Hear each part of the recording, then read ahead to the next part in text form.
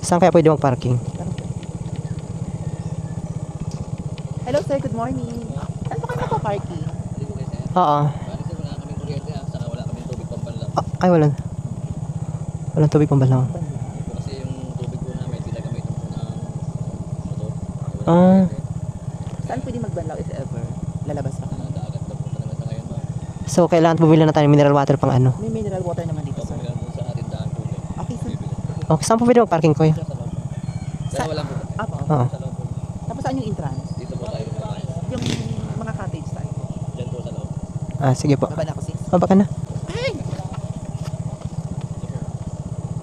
Sir, ano? Sige po.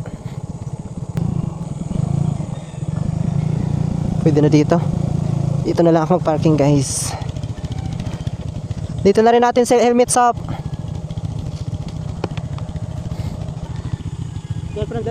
Ano, limutan natin bumili ng mineral water pala sa labas. Mahal na mineral water dito. So guys, ano muna kayo, walang bayad ang parking dito. No parking fee. Kaso lang walang pambalam ng tubig, guys, pag tapos maligo sa dagat. So bilang kami ng mineral water. Kahit unting mineral water lang, sa mukha lang tayo.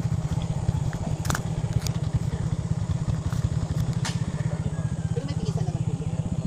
Wala lang pa. So wala daw pambalam pala sila ngayon kasi ginagamitan ng motor pala pag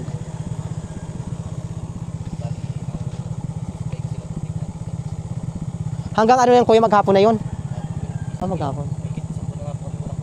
Ah, so wala tayo, hindi na tayo magbalaw, bilhin tayo ng mineral water soap. Wait lang guys, ayusin ko lang yung parking ng motor. Ito na kami guys sa Paniman purpose. Mag-entrance ka na soap. Ayan, meron silang, ayun cottage sila guys, Nipa Hut Cottage.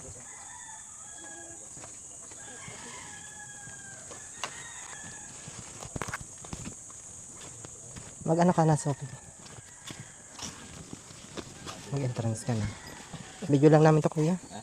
Video lang. Ganyan mga trip namin. Kailangan may memories lang paggagala. Dalhin ko na yung ano soap ha. Yung ulam, pagkain. So guys. Ito guys. Yung ano. Ganda dito. Nakapunta na ako dati dito.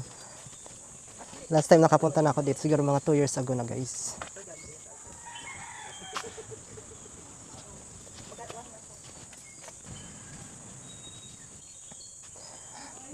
Ang ano lang kasi dito ngayon guys is walang balnawan ng tubig kasi wala rin silang kuryente. So once naligo ka dito, dagat lang talaga. Kung gusto mo daw na magbalnaw, bibili ka ng mineral water 300, parang deposit yung 100 guys.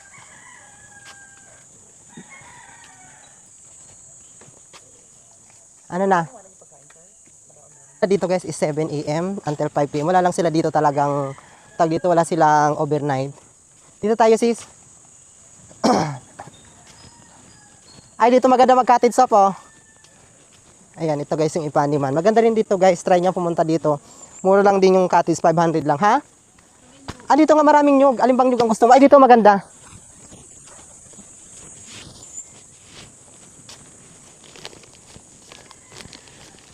Ang ganda guys, oh.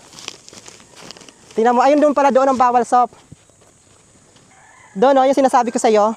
Yun doon may ano na, diretso yung ano ng ano. Ito guys, yung Ipaniman guys, sobrang ganda, oh.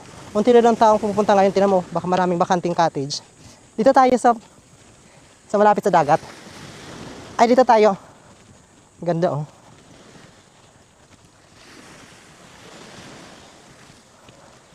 Ay, wala palang daanan na doon. Dito na tayo. Yeah. O, di ba? Ang ganda, no? Walang daan na saan? Maganda nga. Ano picture na alin?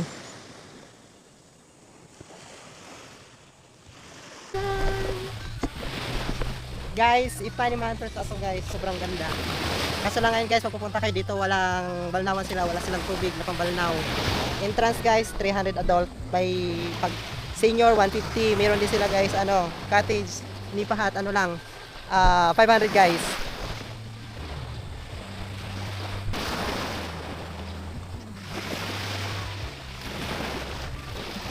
Pero sa ngayon wag muna kayo pumunta.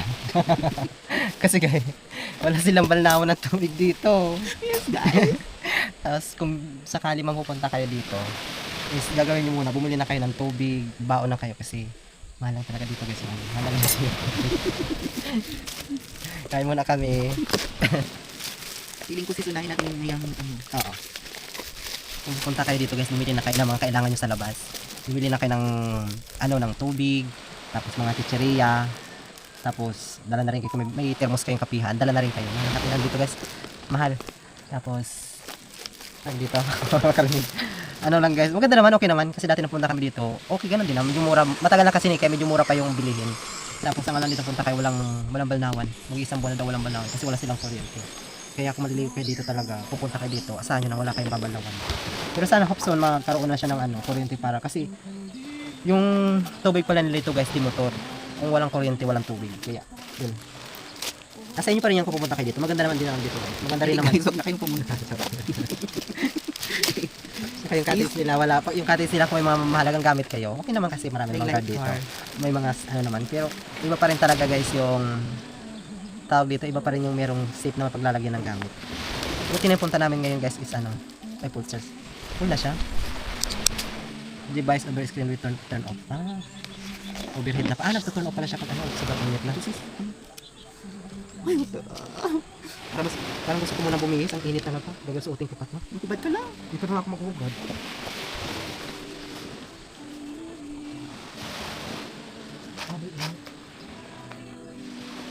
Kapag ko lang ito.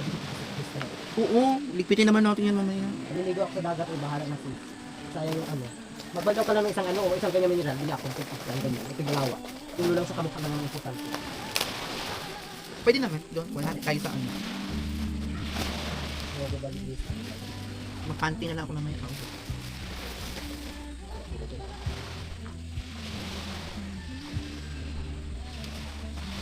Stop lang pa ng pag-upita dito.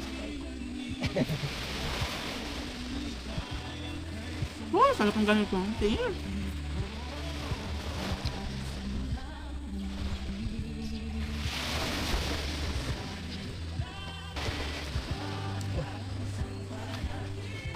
Nag-ano siya, mainit.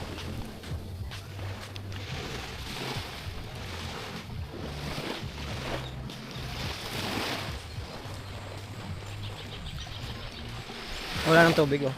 Dati doon kami guys naligo, may diretsong galing bundok na tubig. Ngayon wala na. Walang katao-tao oh. Dati noon marami dito, punuan to dito guys, ngayon di na. Hindi na punuan dito ngayon.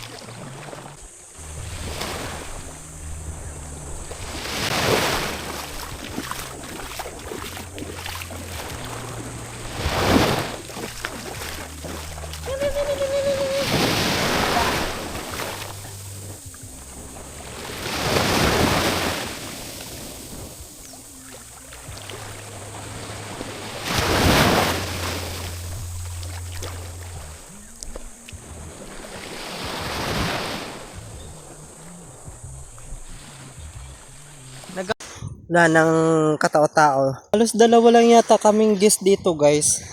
Dito sa Ipanema Puerto Azul. Dalawa lang kaming guest dito. Wala na eh. Dito yung ilog guys oh. Saka pinabayaan na rin dito yung ibang cottage oh. Parang na. Dito yung dati yung ilog. Parang naghibas na yung ilog dati dito guys oh. Wala na. Yan, ito yung ilog dati dito guys oh. Naghibas na. Meron pa rin pala. Bawal sa ilog. Ay, may nakalagay na guys na bawal sa ilog. Dati hanggang dito yung pwede kayo maligo eh.